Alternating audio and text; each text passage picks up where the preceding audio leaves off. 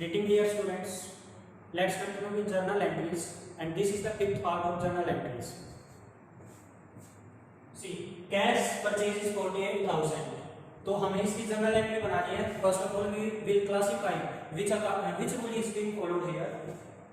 Cash is an asset and all the assets are covered under real account. Purchase is an expense and all the expenses are covered under nominal account. Nominal account. Now we will apply the rule of nominal account.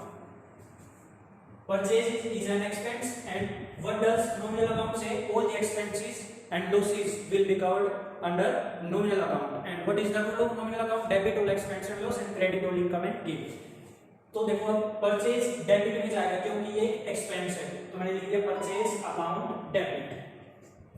और जब मैं कोई चीज purchase करूंगा तो मेरे पास से cash जाएगा, और कैश जाएगा तो कैश लिखा हुआ है यहाँ पर, तो कैश एसेट होते हैं, ऑल एसेट्स रियल अकाउंट में जाएगी, और रियल अकाउंट का रूल है debit what comes in and credit what goes out. Means जो गया उसको क्रेडिट कर देंगे. तो देखो मैंने कैश को क्रेडिट कर दिया. टू मींस क्रेडिट होता है, तो कैश को क्रेडिट में कर दिया. अब नेक्स्ट पार्ट होता है बीइंग लिख के नरेशन लिख दिया एज इट इज, इसको उतार दो. कैश परचेज 48,000 और फिर इसको ऐसे क्लोज कर दिया.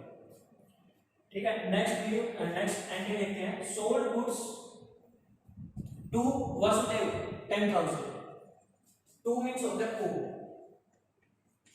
and sold goods to Vasudev 10,000. Vasudev को गुड्स बेच दिए 10,000 के. तो इसकी एंट्री क्या बनेगी? देखो एक बार वो ये रूल अप्लाई करते हैं. सेल के साथ या परचेज के साथ, मैंने आपको बता रखा सेल के साथ या परचेज के साथ अगर गुड्स वर्ड लिखा होगा तो गुड्स को काट लेते हैं. तो मैं अब इसको काट देता हूं, गुड्स कट गया. अब दोबारा देखें सोल्ड गुड्स टू वासुदेव. एक तो ये अकाउंट है और एक ये. कोई भी नेम आ जाए, मैंने बता रखा कोई भी नेम आ जाए तो वो पर्सनल अकाउंट में जाएगा. अब वासुदेव आया तो ये पर्सनल अकाउंट में जाएगा. और सोल्ड जब हम कोई चीज सेल करते हैं तो हमारी इनकम होती है. और नॉमिनल अकाउंट क्या कहता है? डेबिट और एक्सपेंस एंड क्रेडिट और इनकम एंड गेन. मींस अगर कोई इनकम हो रही है तो उसको क्रेडिट साइड में लिखेंगे. अब हम सेल कर रहे हैं तो हमारी इनकम हुई है, और अगर इनकम होगी उसमें तो उसको क्रेडिट साइड में लिखेंगे. देखो यहाँ पर सेल क्रेडिट साइड लिखा हुआ है. टू मींस क्रेडिट होता है तो सेल को हमने क्रेडिट साइड लिख दिया. अगर मैं इसका बोल रहा हूं वासुदेव वाला, वासुदेव एक पर्सन है और all the persons are covered under personal account. And what is the rule of personal account? Debit the receiver and credit the giver. अब हम गुड्स बेच रहे हैं वासुदेव को, इट मींस गुड्स किसके पास जा रहे हैं? वासुदेव के पास. इट मींस वो रिसीवर है, और रिसीवर जो है उसको डेबिट में लिख देंगे क्योंकि रूल क्या है? Debit the receiver and credit the giver. तो debit the receiver, Vasudev receiver है इसलिए डेबिट में आया 10,000. फिर से वो नरेशन बी लिखो यहाँ पर, और एज इट इज इसको उतार दो, वो नरेशन हो जाएगा. क्लियर है. अब नेक्स्ट एंट्री देखते हैं. Return defective goods by Vasudev 1,000.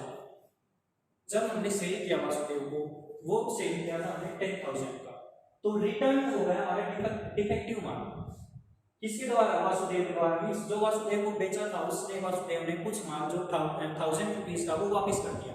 अब देखो हमने पहले सेल किया था और सेल किया वो हमारे वापस आ रहा है. इट मींस ये सेल रिटर्न है.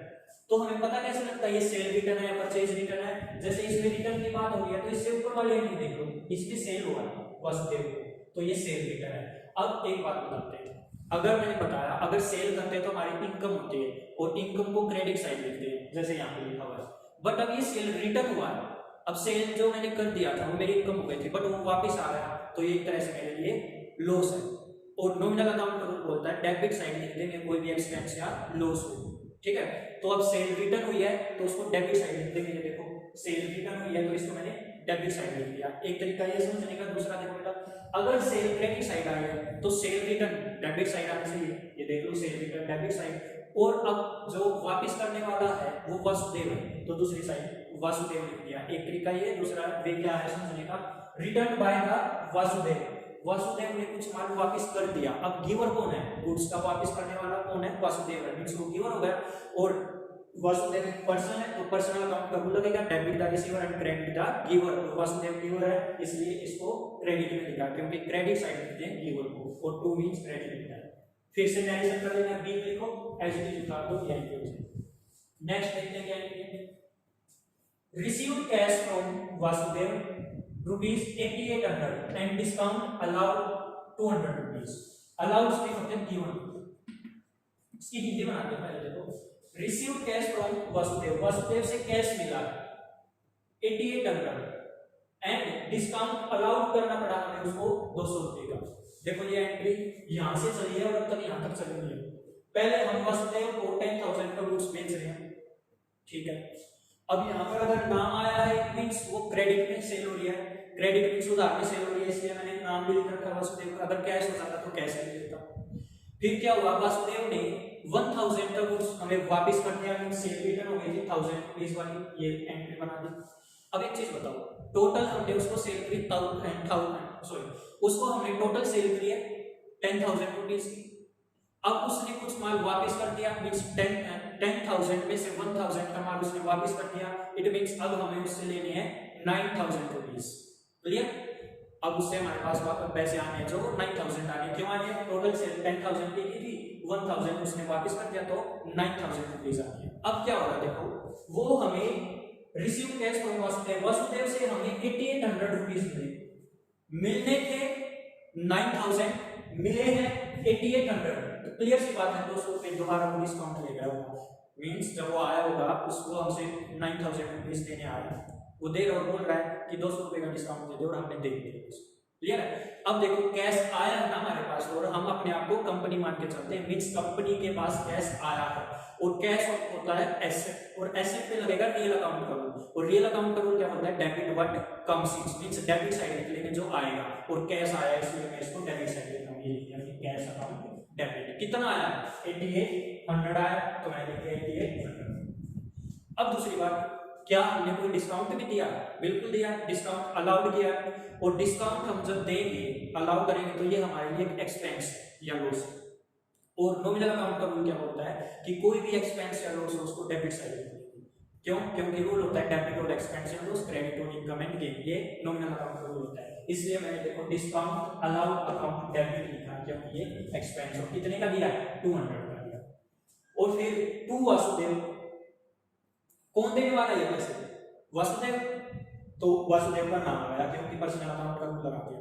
और मैंने आपको लास्ट वीडियोस में भी एक बात बताई है, नेम के सामने टोटल अमाउंट लिखते हैं, दोनों का टोटल करो और ये नेम के सामने, मींस उसने देने तो नहीं जाके 9,000 देने थे इसलिए नाम के सामने 9,000 लिख दिया।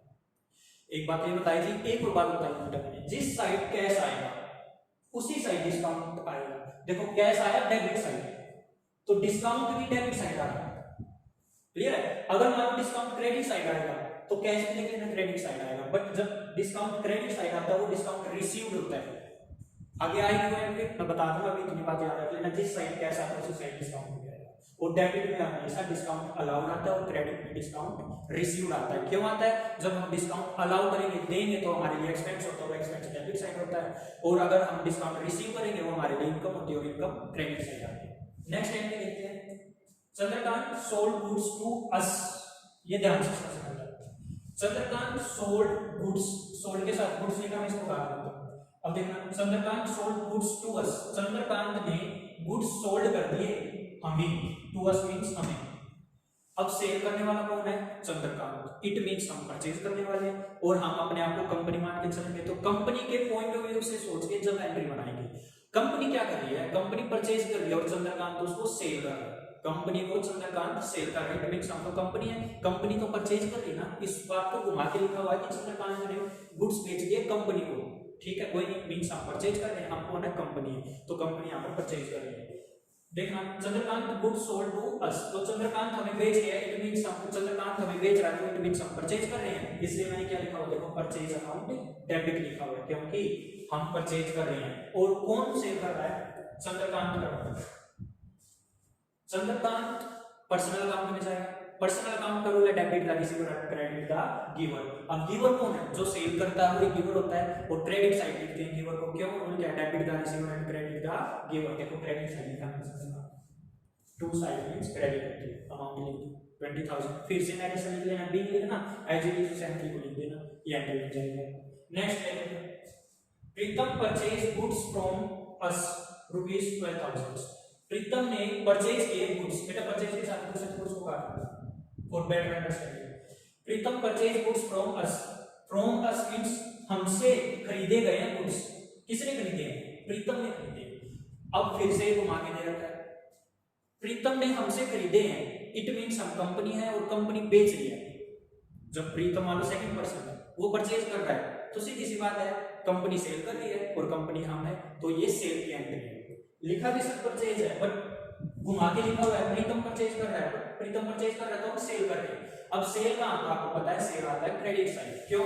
क्योंकि जब सेल करते हैं तो इनकम होती है, जब हम कोई भी चीज सेल करते हैं इनकम होती है, और नॉमिनल अकाउंट का रूल बोलता है डेबिट और एक्सपेंस एंड लॉस, क्रेडिट और इनकम एंड गेन। मींस अगर कोई इनकम हो या गेन हो उसको हम क्रेडिट साइड लिखते हैं। तो देखो मैंने इनकम को क्रेडिट साइड लिखा, मींस सेल को क्रेडिट साइड लिखा हुआ है। और दूसरी साइड पे आया हुआ है प्रीतम। प्रीतम क्यों आया? वो रिसीवर है, प्रीतम को सेल कर रहे हैं।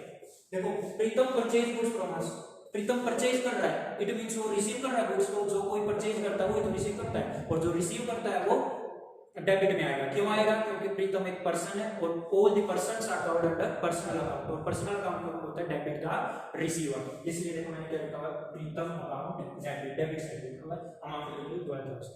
क्लियर है? नेक्स्ट देखते हैं, paid cash to Chandrakant 30,780 rupees and discount allowed by him to 20 rupees। देखो इसकी नींव आती है, पेड मींस देना, कैश पे किया है, टू मींस को, चंद्रकांत को इतना पैसा दिया था 13,780 रुपये दिया है, and discount allowed by him, by means ये जो आया डिस्काउंट दिया है चंद्रकांत ने, हमें डिस्काउंट अब की बार मिल रहा है। देखो एक बार पहले हम चंद्रकांत ऊपर वाले में देखो बेटा, पहले चंद्रकांत हमें कुछ बेच रहा है, मींस हम परचेज कर रहे हैं, ठीक है, टू अस आया ना, टू अस मींस वो हमें बेच रहा है, फिर हम उसको पैसे दे रहे हैं, आगे थोड़े आगे जाके हम उसको पैसे दे रहे हैं, पेड कर रहे हैं चंद्रकांत को, और कितना पैसा पे कर रहे हैं 13,780 रुपीज पे कर रहे हैं। अब देखो हम कैश पे कर रहे हैं, तो एक तो मैं ये देख लेता हूँ, ये वाइडर दिया है, ये आएगा पर्सनल अकाउंट, और डिस्काउंट रिसीव या अलाउ, डिस्काउंट को अलाउ कर रहा है, सेकंड पर्सन डिस्काउंट अलाउ कर रहा है, हम कंपनी है, कंपनी के पॉइंट ऑफ व्यू से सोचना है, तो हमें तो डिस्काउंट रिसीव हो रहा है, अगर देखा जाए डिस्काउंट रिसीव है। क्लियर है बात? अब बेटा कुछ नहीं, अब रूल जो है वो फॉलो कर लेते हैं। कैश पे किया तो कैश हमारे पास से गया है, और कैश जब जाएगा, कैश आता है रियल अकाउंट में, और रियल अकाउंट का मतलब debit what comes in and credit what goes out. Cash गया है इसलिए क्रेडिट साइड आएगा, देखना कैश आया है क्रेडिट साइड। और कितना कैश पे कर रहे हैं 13,780 रुपीज हम पे कर रहे हैं, वो अमाउंट भी लिख दिया हमने। अब पे किसको कर रहे हैं, paid cash to Chandrakant, Chandrakant को पे कर रहे हैं, और चंद्रकांत एक पर्सन है, पर्सनल अकाउंट का रूल लगेगा, पर्सनल अकाउंट का रूल बोलता है डेबिट का रिसीवर। अब देखो चंद्रकांत रिसीवर है इस एंट्री में, तो मैंने चंद्रकांत अकाउंट डेबिट लिखा हुआ है। क्यों लिखा हुआ है डेबिट? क्योंकि वो रिसीवर है, और रिसीवर को डेबिट साइड लिखते हैं, रूल क्या है, डेबिट का रिसीवर एंड क्रेडिट का गिवर। तो देखो चंद्रकांत के सामने चंद्रकांत अकाउंट डेबिट लिख दिया मैंने। फिर देखो जिस साइड कैश आएगा उसी साइड डिस्काउंट भी आएगा। अगर डिस्काउंट डेबिट साइड आएगा तो डिस्काउंट अलाउड होता है, और अगर क्रेडिट साइड आता है तो डिस्काउंट रिसीव्ड होता है। क्यों होता है क्रेडिट साइड डिस्काउंट रिसीव? क्योंकि डिस्काउंट जब हमें मिलता है वो हमारे लिए इनकम होती है, और नॉमिनल अकाउंट का रूल बोलता है डेबिट और expense and loss and credit all income and gain. Means अगर कोई इनकम हो तो उसको क्रेडिट में लिख लेंगे। देखो मैंने क्रेडिट में लिखा हुआ डिस्काउंट रिसीव। अब अमाउंट लिखते हैं, डिस्काउंट कितने का रिसीव हुआ है, उसने हमें अलाउ किया, मींस हमें रिसीव हो रहा है तो उसको असली में कैश कितना पे किया है 13,780 रुपीज। अब नाम के सामने टोटल करके लिखते हैं, बाद में पहले बता चुका हूं, दोनों को टोटल करना, नाम के सामने चंद्रकांत के सामने अमाउंट। क्लियर है बेटा? तक ये जर्नल एंट्रीज आज की हो गई है। बेसिकली मैंने इसमें क्या बताया कि अगर डिस्काउंट रिसीव या अलाउड हो रहा है, अगर हम डिस्काउंट अलाउ कर रहे हैं तो हमारे लिए एक एक्सपेंस होता है, और एक्सपेंस को हम डेबिट साइड लिखते हैं, और अगर हम डिस्काउंट रिसीव कर रहे हैं वो हमारे लिए इनकम या प्रॉफिट होता है, और इनकम या प्रॉफिट को हम क्रेडिट साइड लिखते हैं। यहाँ पर एंट्रीज को थोड़ा घुमाया हुआ है, देखो कैसे घुमाया हुआ है। यहाँ पर लिखा हुआ देखो एक बार, Chandrakant goods sold to us, directly बताया कि हमने कुछ परचेज किए हैं, उल्टा बता दिया कि चंद्रकांत ने हमें बेचे। कोई बात नहीं, हम तो फिर भी अपनी तरफ से सोचेंगे, हम कंपनी और कंपनी अपनी तरफ से सोचेगी कि हमने तो परचेज किया। इसलिए देखो हालांकि यहाँ पर सोल्ड गुड्स लिखा हुआ, बट मैंने क्या लिखा है, परचेज लिखा है। क्यों लिखा है? क्योंकि हम अपने हिसाब से सोच रहे हैं और हमने तो परचेज किया। बस ये एंट्रीज की थोड़ा घुमा के बना रखी है एंट्रीज को, बाकी बहुत सिंपल एंट्रीज होता है। नेक्स्ट पार्ट कंटिन्यू करेंगे नेक्स्ट वीडियो।